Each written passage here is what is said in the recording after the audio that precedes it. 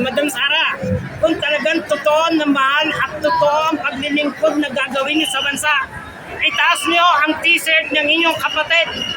Kasi kung totoo ang sinasabi ni Trillanes na kayo ay belong sa miyembro ng crime syndicate, ipakita niyo hindi totoo. Dahil kung totoo, kawawa na naman ang bansa pag kayo ang namuno. Kung talagang mahal niyo ang bansa at sa lahat ng mga Sara Duterte panatiko, yun ang tamang salita dyan, pataas nyo ang t-shirt ni Baste. Kung talagang mahal nyo ang bansa, patunayan nyo hindi kayo miyembro ng crime syndicate. Otherwise, pag nakapasok na naman kayo at namuno, patay na naman ang kinabukasan ng bansa. Ito din ang panawagan ko sa COMELEC.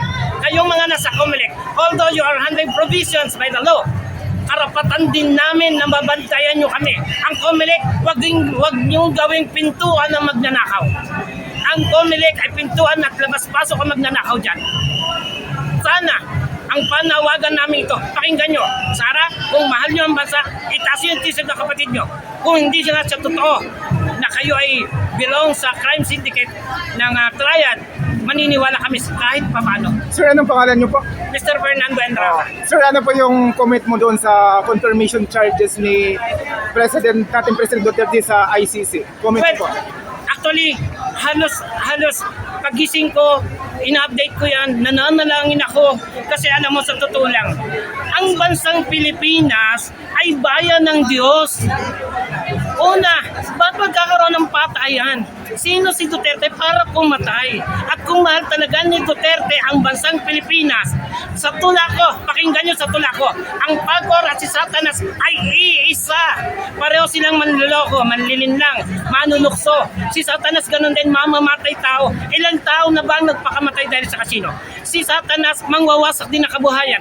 Ilang kabuhayan na ang winasak ng mga taong nalulong sa kasino. Kung mahal nyo ang bansa, tanggalin nyo yung Pagcor, itaas nyo ang t-shirt ng inyong kapatid, at sana, alam mo, isa sa dahilan, dahil tinangka ni Duterte, ni President Duterte, nagibain ang simbahang Katoliko. Palagay ko, ito ay parusa sa kanya na dapat niyang pagsisihan, na matinding pagtatangka niya na ipasara ang simbahan.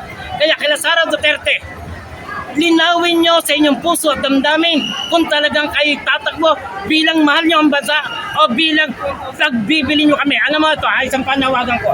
Kung gaano ka-agresibo si Marcoleta, si Cayetano, sino pang mga abogado niya. Ang totoo nun, yung pagkilos nila, obserbahan nyo, it is commitment.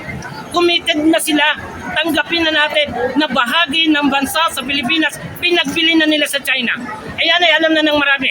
At iyon ang dahilan kung ba't gano'n ang stand ni Marcoleta. At paulit-ulit, pag siya'y nagkaroon ng pagkakataon, paulit-ulit niyang gagawin yan. Dahil committed na sila. Sa ginagawa nila, aminado na sila na ilang bahagi ng bansa na ipagbili na sa China. Matatandaan mo, pagbasok ni Duterte, 2016, Welcome Philippines, Province of China. It is only one main. Hanggang ngayon, they are in the stand of commitment na dapat na nilang sundin kung ano yung mga nabenta nila. Dapat nang kunin ng China kung ano ang mga nabenta nila.